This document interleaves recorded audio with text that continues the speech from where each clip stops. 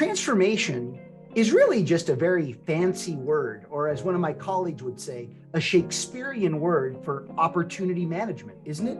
We're just trying to create new opportunities given the level of volatility that we've been faced with. How do we begin to see change as an opportunity and not a threat? I always say, Glenn, that fear is an acronym. It's forget everything and run, or it's face everything and rise.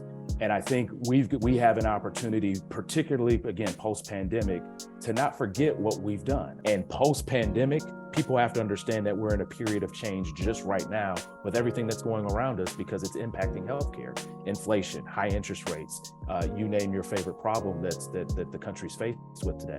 So there's a lot of things that we can be doing right now, post-pandemic, having learned from the pandemic, to really enforce a new change in new care delivery models. Thank you, Gyasi. Lee, how does this relate to your thoughts on how do we move culture to build on the foundations of personalization?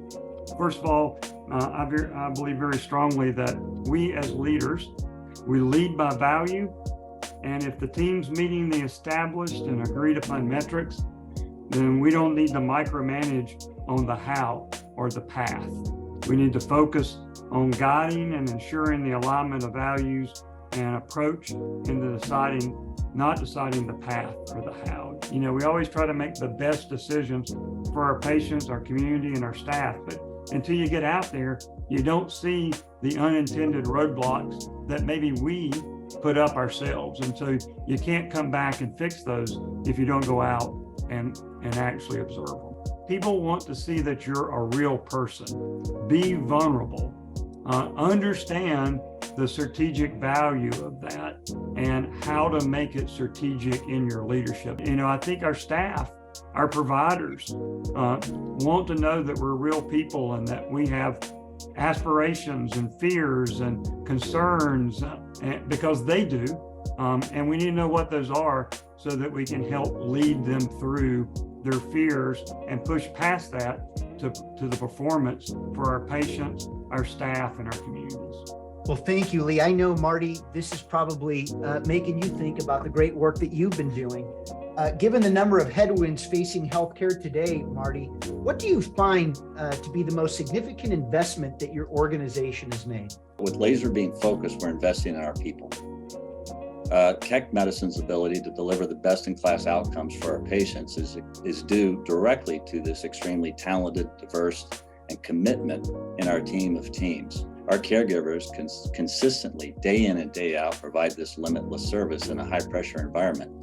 Yet many really are still evolving, if you will, or reckoning with the personal and some of the professional impacts of the COVID-19 pandemic. So now more than ever, we're refocusing our investments on purposely engaging with these caregivers. And we're doing it with our leadership development. For example, we launched during the pandemic with Care for the Caregiver and continues to today to ensure we apply resources to caregivers' needs. We've been listening to our caregivers all along the way and our managers and giving us feedback on how to create the vision for this leadership ecosystem. Now, Michael, I know that leadership and all this leadership change means a lot to you. How do we start leading change? I've often felt, and I don't think that this is from a leadership perspective so much as a psychological perspective, that uncertainty causes anxiety. So we need to give people certainty whenever we possibly can. I think we need to carve out space for this. I think we need to be willing to be uncomfortable, give opportunities to try things and fail, look outside of our silos. And, building off of what Lee said, I think a lot of this comes down to leadership. I think that's an area that we have struggled with in healthcare. I think the healthcare business model is challenging, and we haven't always fostered leadership skills or trained leadership skills. We haven't expected that to be developed. I think that needs to change going forward. We need to study leadership. We need to expect that of people who are coming up in the field of all disciplines, whether they're physicians or administrators or nurses.